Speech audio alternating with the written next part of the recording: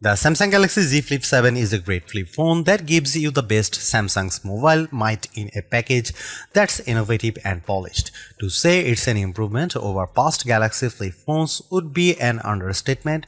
This is the flip I have been asking Samsung to make for years. It's not quite the best flip phone you can buy, but that's because flip phones have gotten really good, and the Galaxy Z Flip 7 makes a perfect argument for why flip phones may be today's best form factor. Think about it, what's better than a flip foldable? The Galaxy Z Flip 7 has a huge screen, the same 6.9 inches as the mighty Galaxy S25 Ultra, but it's smaller and lighter in every way, even before you fold it in half. And instead of the Ultra's questionable S Pen, the Flip 7 gives you a whole second screen to use. On top of that, it costs $200 less than an Ultra. Flip phones just make too much sense, so what's stopping them from being more popular? First, there is the durability question. The 7th generation of Samsung's flip phones still can't keep dust out, though it can handle being dunked in water thanks to its IP48 rating. Second, there are sacrifices required to make a folding phone, and the cameras are a downgrade from other Galaxy phones. This year's Galaxy Z Fold 7 got a 200 main megapixel camera, but the Flip 7 keeps its 50 megapixel cameras on the back. There is no zoom, only wide and ultra wide. A 200 megapixel sensor would have elevated the disappointment of not having a 3x telephoto lens or better. Finally, the battery takes a hit with the Galaxy Z Flip 7, maybe too big of a hit. The Galaxy Z Flip 7 doesn't last long enough. I think this is more of a Samsung problem than a flip phone problem, because the Moto Razr Ultra offers great battery life, though it is marginally thicker and heavier than the Galaxy Z Flip 7. It's impossible to avoid comparing the Flip 7 to the Motorola Razr Ultra, which is the biggest competitor. Samsung should be thrashing the Razr, but Motorola has been consistently eating Samsung's lunch in the flip phone cafe. With the Flip 7, Samsung finally catches up to the Motorola on the cover display. Its cover display doesn't just fill the front of the phone, it features the thinnest bezels Samsung has ever used on a Galaxy phone screen. The Flip 7 can also, albeit with some difficulty, use every app on the cover display. You can navigate with all Trails maps, watch some TikTok, and play Vampire Survivors without opening the phone. Still, as Samsung takes a big leap forward, Motorola continues its slow and steady pace as the flip phone frontrunner. Today's Razr Ultra is faster than the Galaxy Z Flip 7 in every way. The processor is faster, games run faster, the screen refreshes faster, the battery even charges faster. Does all of the speed matter? Yes, but some folks will appreciate Samsung's deep features set and customization options more than a bit of extra speed. Samsung's One UI 8 is a powerhouse, especially if you mix business and pleasure on your smartphone. The Flip 7 also ships with Android 16, and this is the first time Samsung Foldable buyers haven't had to wait for an upgrade to the latest version of Android. Samsung promises 7 years of major Android updates and security patches, more than any competitor except Google. It has a good track record of delivering on such promises, while many Motorola fans are still waiting for promised updates for past Razr phones. It is time to consider a flip phone? Absolutely, as you have probably noticed, I am a fan of flip foldables, and the Flip 7, with its versatile cover display, rock-solid design, and hefty set of features, offers more value than the sum of its parts. In fact, I think most people would appreciate the Flip 7 with its unique benefits more than other phones that don't make the small sacrifices. Ask yourself, does your phone need the tiny zoom camera? Wouldn't you rather have a phone you can slap shut and slip in your front pocket? And I use the cover display on my Galaxy Z Flip 7 far more than I use the S Pen on my Galaxy S25 Ultra. I am rooting for flip phones, and the Galaxy Z Flip 7 is an exceptional flip for serious smartphone users. The Galaxy Z Flip 7 starts at $1,099 US, which is the same price as last year's Z Flip 6. The price seems reasonable to me considering that you are getting two displays for the price of one, plus glass that bends in half like a dang magic trick.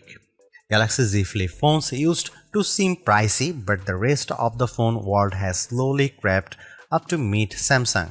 And now $1,099 US actually seems fair, especially if you are getting this phone from your carrier with a steep discount.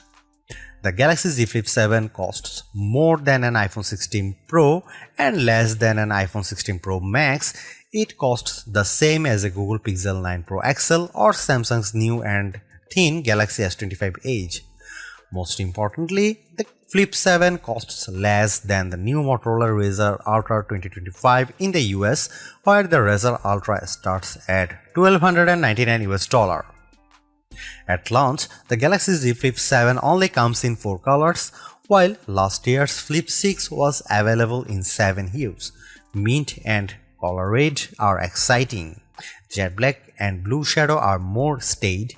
I wish Samsung would try something unique with its materials and finish, but it likes to dress the entire product family in the same sweater for holiday portraits, so all the Galaxy phones look alike finish-wise.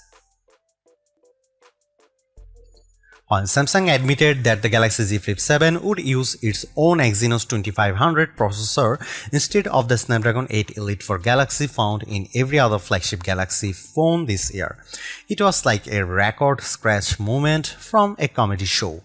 Rumors suggest this would have been the CPU inside every Galaxy S25 phone, but Samsung changed its plan late in the game on those phones. Instead, this new Samsung chip debuted in the Galaxy Z Flip 7. The display is bigger this year, up to 6.9 inches for the internal display from 6.7 inches last year, and the phone is 4mm wider to accommodate this. Otherwise, the specs are mostly unchanged from the Flip 6, 12GB of RAM, a 50MP wide camera, and a 12MP ultra-wide, Wi-Fi 7, Gorilla Glass Victus 2 on the back cover. The battery is larger this year, but maybe not as big as it needs to be.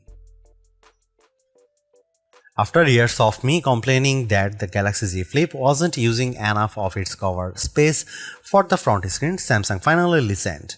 The 4.1-inch screen on the front of the Galaxy Z Flip 7 takes up every possible inch. Samsung says it has the thinnest bezel ever on a Galaxy phone.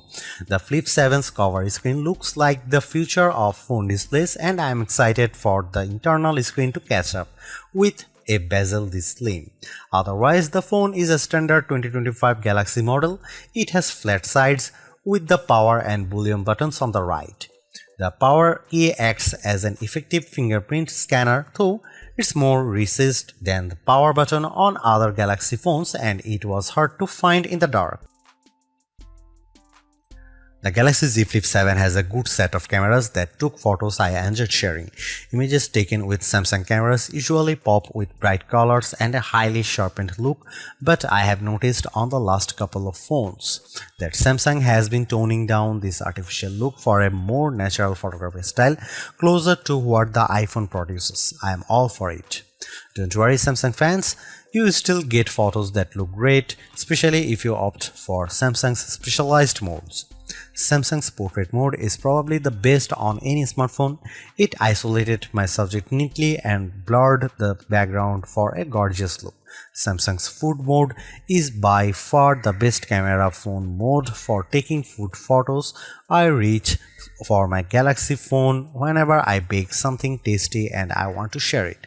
Samsung's AI editing features are also the best I have used on any smartphone. When you cut an unwanted person or object out of your photo, the Galaxy Z Flip 7 does a perfect job of filling in the gaps.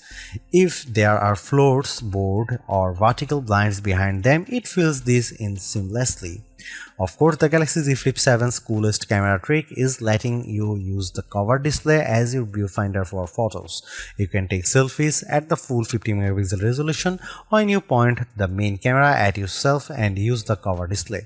You can also set the phone in an interesting position, way down low or hanging from up high, and then take shots with voice commands or by signaling the camera with a wave.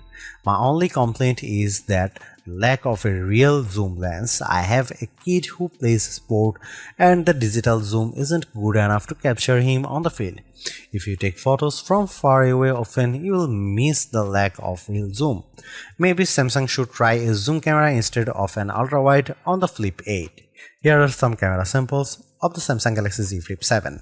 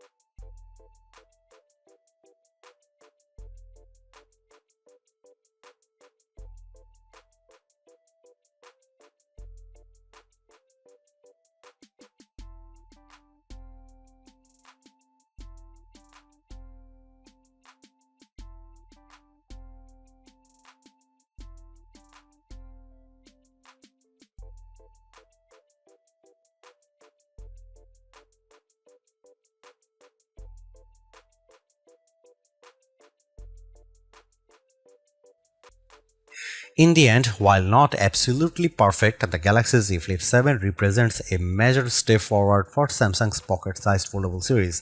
The compromises are smaller to the point where they are easy to ignore. It's a great all-rounder, has a much better covered screen, better camera performance, and an internal screen that's not too narrow. I really like it.